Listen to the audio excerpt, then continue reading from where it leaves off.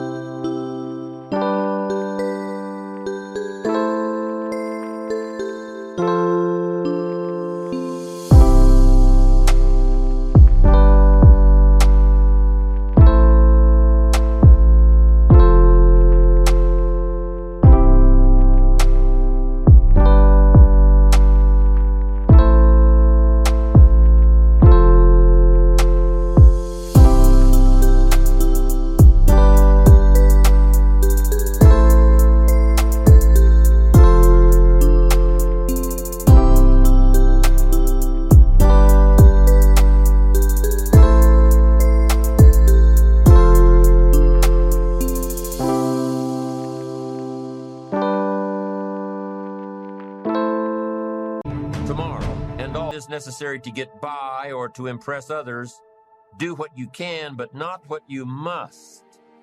In every circumstance we face, we are constantly presented with these two choices. Do it now or do it later. Discipline and procrastination.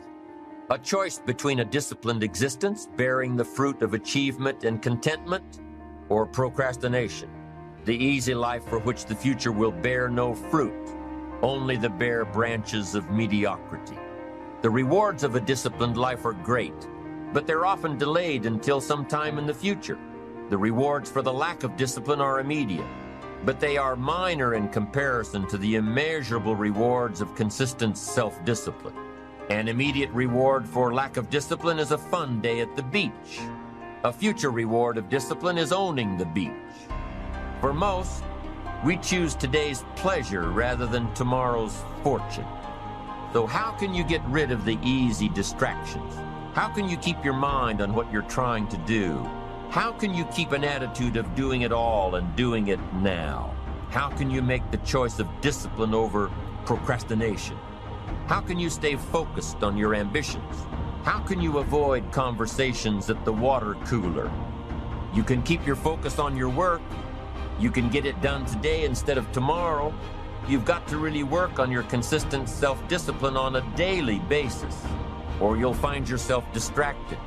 Distracted by negative thoughts, distracted by negative people, distracted by water cooler chatter, and pretty soon, depending on the type of people you've associated with, distracted by your doubts within yourself.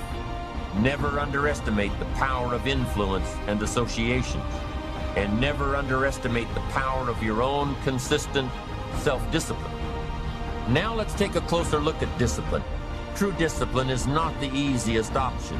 Most people would rather sleep until 10 o'clock than get up at 6. It's easier to go to bed late, sleep late, show up late, leave early. It's easier not to read. It's easier to turn on the television than to open a book. It's easier to do just enough than to do it all. Waiting is always easier than acting. Trying is always easier than doing. Imagine what life would be like if we didn't have to make our bed in the morning, or keep our garage clean, or pay our taxes, or show up for work tomorrow. Wouldn't it be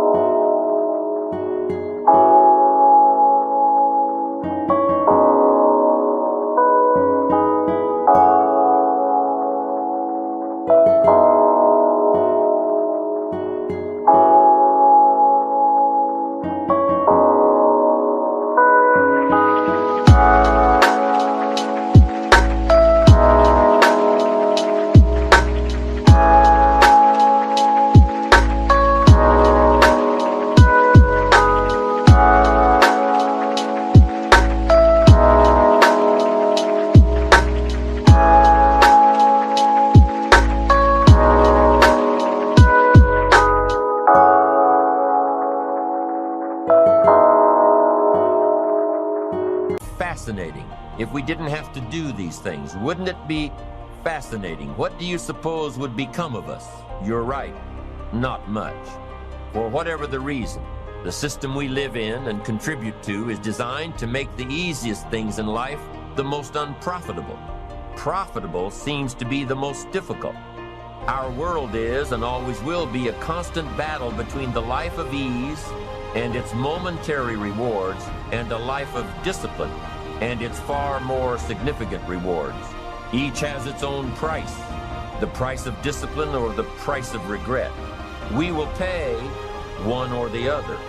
What we wish we had done is the voice of regret, speaking in a sorrowful tone at a time when there is no going back. This is regret. No second chance. No, what would I do differently? Choose one or the other, but both will have their price, the price of discipline or the price of regret. One costs pennies, the other a fortune. Dostoevsky said, "There are hundreds of young men who would die for the truth, but very few who would spend 5 years studying to know what the truth is."